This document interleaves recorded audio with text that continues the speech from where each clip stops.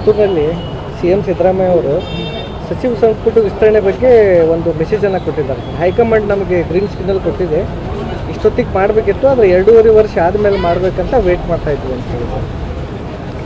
ಸಚಿವ ಸಂಪುಟ ವಿಸ್ತರಣೆ ಮಾಡೋದು, ಬದಲಾವಣೆ ಮಾಡೋದು ಅದು ಮುಖ್ಯಮಂತ್ರಿಗಳ ಪ್ರಿರೋಗೇಟಿವ್, ಅವರಿಗೆ ಇರ್ತಕ್ಕಂಥ ವಿವೇಚನೆ. ನಮ್ಮ ಪಕ್ಷದಲ್ಲಿ ಪದ್ಧತಿ ಹೈಕಮಾಂಡ್ ಜೊತೆಗೆ ಚರ್ಚೆ ಮಾಡಿ ಅವ್ರು ಮಾಡ್ತಕ್ಕಂಥದ್ದು ಪದ್ಧತಿ ಇದೆ. ಮಾನ್ಯ ಮುಖ್ಯಮಂತ್ರಿಗಳು ಏನು ಹೇಳಿದ್ದಾರೆ ಅದು ಪೂರ್ಣವಾಗಿ ಸರಿಯಾಗಿರ್ತಕ್ಕಂಥದ್ದು. ವಿಸ್ತರಣೆ ಮಾಡೋದು, ಬದಲಾವಣೆ ಮಾಡೋದು ಎಲ್ಲವೂ ಮಾನ್ಯ ಮುಖ್ಯಮಂತ್ರಿಗಳ ವಿವೇಚನೆಗೆ ಬಿಟ್ಟಿದ್ದು. ಸರ್, ಹೊಸಬರಿಗೆ ಅವಕಾಶ ಸಿಗುತ್ತೆ, ಆಮೇಲೆ ಹಳಬರಿಗೆ ಕೆಲವೊಬ್ಬರಿಗೆ ಬಿಡ್ತಾರೆ ಅನ್ನೋಂಥದ್ದು ಏನು ಮೆಜರ್ಮೆಂಟ್ ಏನು ಸರ್, ಹೆಂಗಂತ ಅದನ್ನು ನೀವು ಮುಖ್ಯಮಂತ್ರಿಗಳಿಗೆ ಪ್ರಶ್ನೆ ಕೇಳಬೇಕಾಗಿತ್ತು. ಅದಕ್ಕೆ ನಾನು ಉತ್ತರಿಸೋದು ಸರಿಯಾದದಲ್ಲ. ಬರೀ ಸಚಿವ ಸಂಪುಟ ವಿಸ್ತರಣೆ ಆಗುತ್ತೋ ಅಥವಾ CM ಬದಲಾವಣೆ ಏನೋ ಆಗುತ್ತೋ ಅದು ಅವ್ರಿಗೆ ಗೊತ್ತು. ಅದರ ಬಗ್ಗೆ ನಾವು ಮಾತನಾಡೋದಕ್ಕೂ ಸಹಿತ ನಮ್ಮ ಪಕ್ಷದವರು ನಿರ್ಬಂಧನೆ ಹಾಕಿದ್ದಾರೆ. ಸರ್, BJP ಅವರು ಪದೇ ಪದೇ ಕಾಂಗ್ರೆಸ್ ಮೇಲೆ ಒಂದು ಆರೋಪ ಮಾಡ್ತಾ ಇರೋದಂದರೆ ಡೈವರ್ಷನ್ ಮಾಡ್ತಾ ಇದ್ದಾರೆ. ಕಾಂಗ್ರೆಸ್ನವರು CM ಬದಲಾವಣೆ ವಿಚಾರ ತೊಗೊಂಬಂದು ಯಾವುದೇ ಅಭಿವೃದ್ಧಿ ಕೆಲಸ ಮಾಡ್ತಾ ಇಲ್ಲ ಅನ್ನುವಂಥದ್ದು. ಅಲ್ಲ, ಅಭಿವೃದ್ಧಿ ಕೆಲಸದ ಬಗ್ಗೆ ಅವ್ರಿಗೆ ಆಸಕ್ತಿ ಇಲ್ಲ.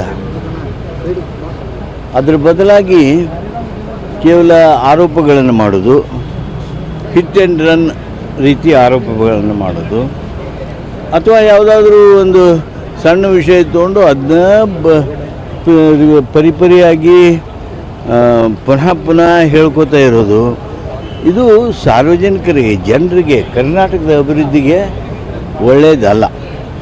ಅಭಿವೃದ್ಧಿ ಕೆಲಸದ ಬಗ್ಗೆ ಮಾತನಾಡಬೇಕು, ನಮ್ಮ ತಪ್ಪುಗಳನ್ನು ತೋರಿಸಿ ಹೇಳಬೇಕು. ಎಲ್ಲಿ ಅಭಿವೃದ್ಧಿ ಕೆಲಸಕ್ಕೆ ಚ್ಯುತಿಯಾಗಿದೆ ಅದನ್ನು ಸ್ಪಷ್ಟವಾಗಿರ್ತಕ್ಕಂಥ ಟೀಕೆ ಮಾಡಬೇಕು. ಅದನ್ನು ಸದನದ ಒಳಗೂ ಮಾಡೋದಿಲ್ಲ, ಸದನದ ಹೊರಗೂ ಮಾಡೋದಿಲ್ಲ. ಆದ್ದರಿಂದ ನಾನು ಇಷ್ಟೇ ಬಯಸ್ತೇನೆ, ರಚನಾತ್ಮಕ ವಿರೋಧ ಪಕ್ಷವಾಗಿ BJPಯವರು, JDSದವರು ಇವತ್ತು ತಮ್ಮ ಕರ್ತವ್ಯವನ್ನು ನಿಭಾಯಿಸಬೇಕಾಗಿದೆ. ಸರ್, ಕನೇರಿ ಮಠದ ಸ್ವಾಮೀಜಿಗಳಿಗೆ ನಿರ್ಬಂಧ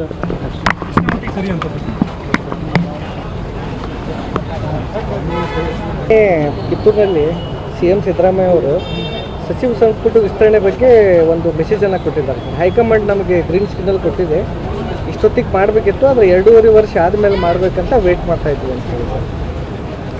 ಸಚಿವ ಸಂಪುಟ ವಿಸ್ತರಣೆ ಮಾಡೋದು,